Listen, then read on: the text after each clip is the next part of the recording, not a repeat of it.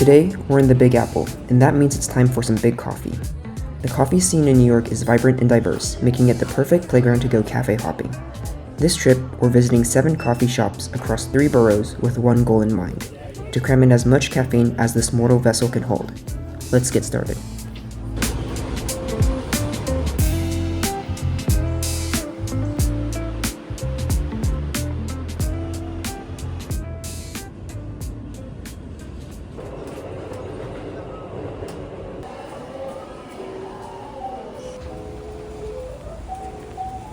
We're heading over to Brooklyn for our first coffee shop, SEY Coffee. Walking inside, you're greeted by the Hanging Gardens of Babylon in an industrial space with plenty of natural light.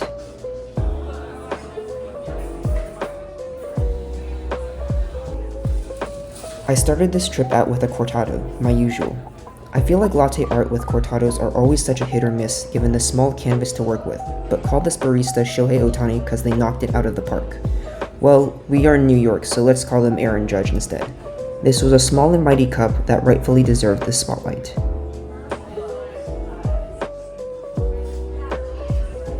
If I had to pick a word to describe this cortado, it would be engaging, and hear me out. While progressing through the cup and as the temperature cooled, the flavor profile kept changing. Each sip felt like a new cup of coffee, and it maintained my attention until the very end. They also had a variety of coffee beans for sale, packaged in these sleek white boxes that looked like a new box of AirPods. These boxes kept popping up at various coffee shops throughout New York, and I started using it as an indicator for how good a coffee shop would be. Leaving SEY, I could feel my heart jitter, but I'm not sure if that's the caffeine or because I fell in love with the coffee. There's lots more I could say about SEY, but all I have to say is this: say less, drink SEY. And yes, they can have that slogan for free.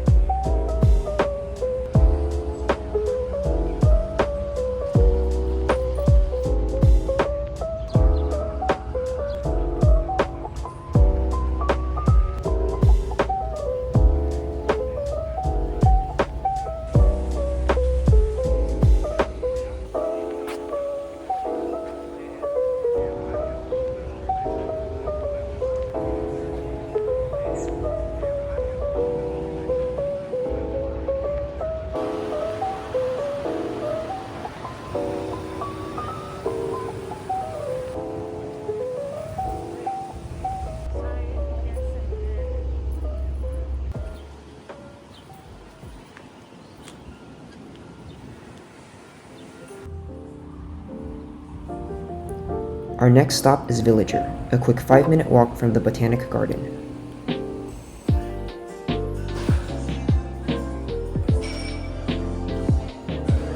After trudging around in the sun for 2 hours, I was craving a nice cold drink, and settled on an espresso tonic. It was a refreshing blend of espresso, lemonade, and sparkling water. Though this was an espresso tonic, the dominant flavor tasted like lemonade to me. The antidote to that was to give it a quick stir to try toning down the lemon taste, and the espresso flavor quickly became the leading note of the drink again. Hopefully, the music theory fans caught those 5 puns, and no, I will not apologize for them.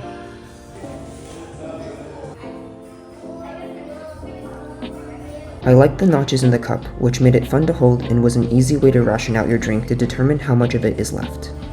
They also have an impressively curated selection of coffee beans for sale from a variety of roasters across the country.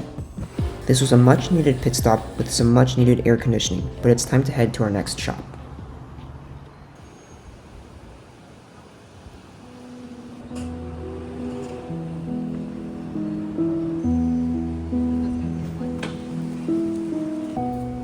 Okay, I may have told a bit of a lie. This isn't a coffee-exclusive video.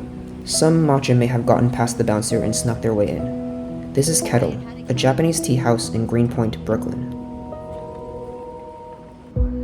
The environment inside was serene, and it felt like walking into a portal transporting you away from the bustle and hustle of the city. Rumor has it that they also hold matcha tasting and making classes at the counter, but I'm a pretty poor student, so I think I'll self-study instead.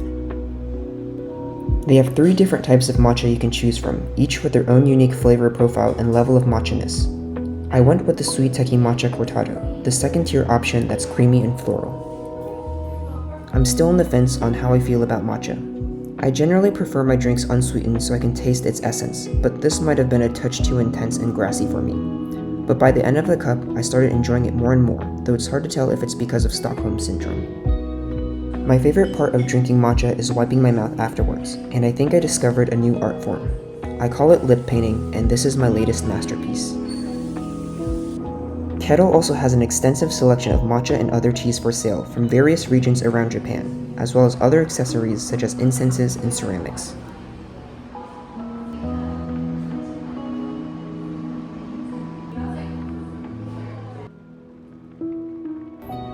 I didn't end up getting any of the teas, but I couldn't bear to leave empty-handed, so I settled on a soba cha soft serve made of roasted buckwheat with a sprinkle of buckwheat crunch.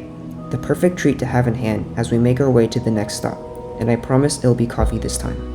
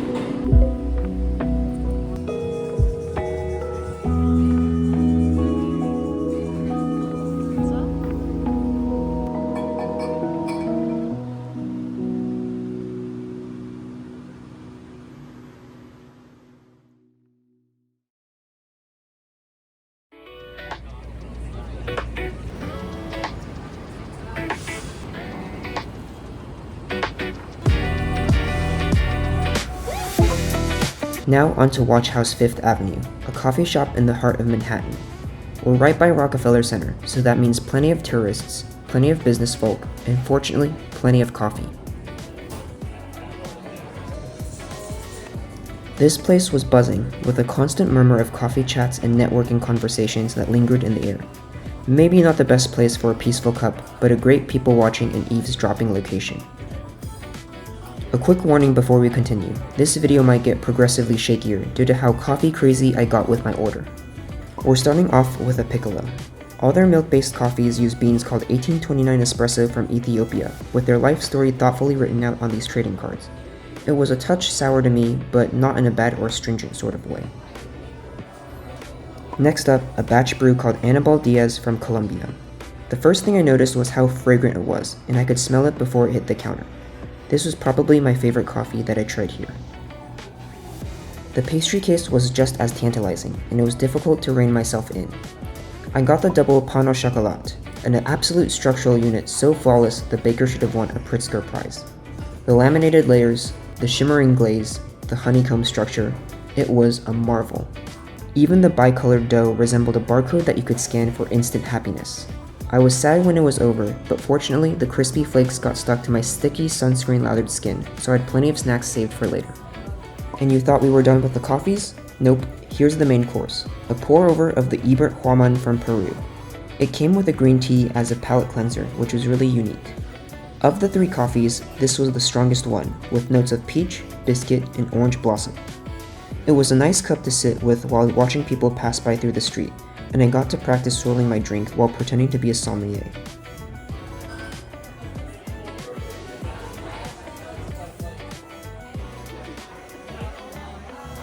Overall, this was a fun visit. It was nice to sample and compare the different drinks and travel the world through coffee. And WatchHouse better watch out, because I'm going to steal that entire pastry case next time I'm back.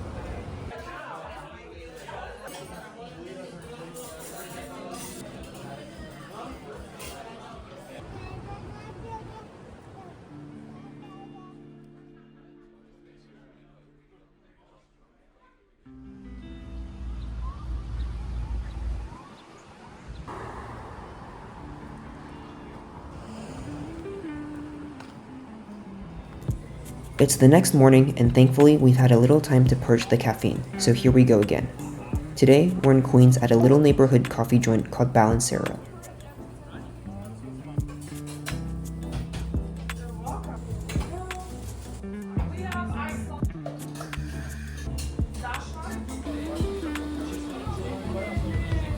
I got a flat white, the pick-me of espresso drinks, and accompanied it with some mini donuts filled with hazelnut and vanilla cream. They even threw in an extra donut since it was my first time here, which was super nice of them. This was probably the most surprising coffee shop I visited this trip, purely because of how deceptively simple it seemed. Upon first glance, you think it's just another coffee, yet it was executed with mechanical precision. It's the kind of coffee that makes you more hopeful after the first sip, and you think, maybe today is going to be a great day after all. I really do wish I lived near here, because I would stop by regularly and every day would feel like a celebration. But for now, I think I'll just enjoy the nice weather and the last sips of my coffee.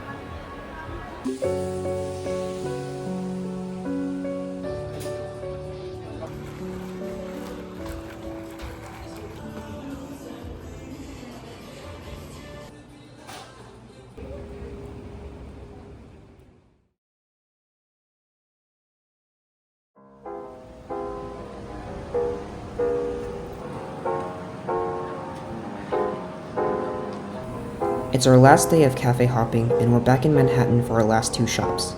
Hidden inside this alley is Sawada Coffee, a coffee shop giving speakeasy vibes at 11 o'clock in the morning.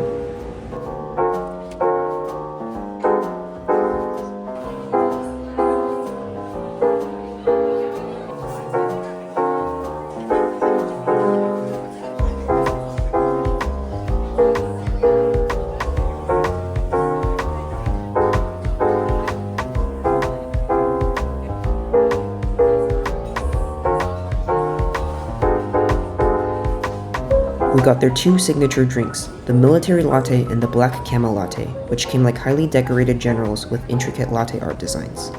I really appreciate the dedication they put into the presentation, and it was difficult to commit that first sip in fear of destroying the art.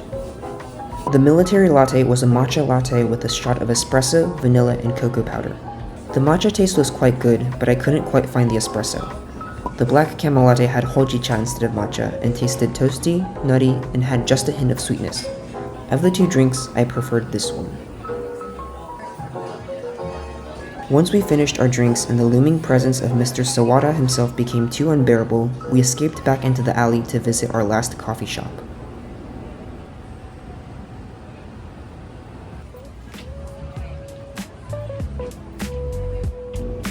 Just around the corner is our final stop of the trip, Manjul.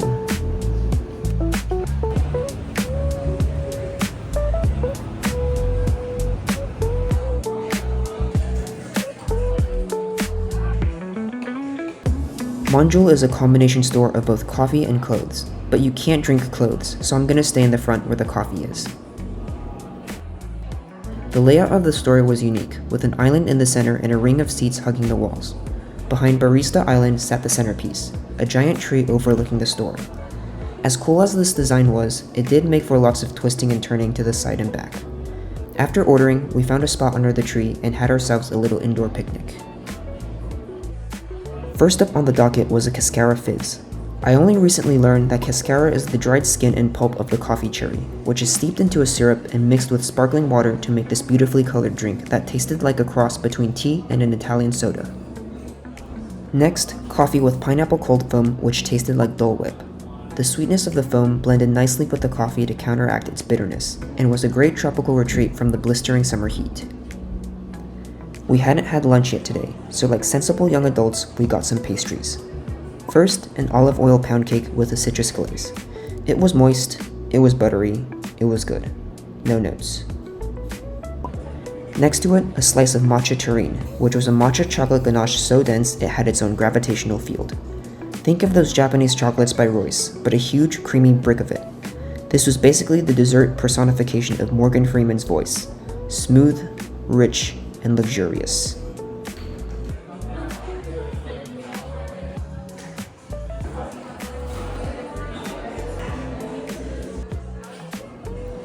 After finishing the food, I found myself wandering to the back where the clothes were.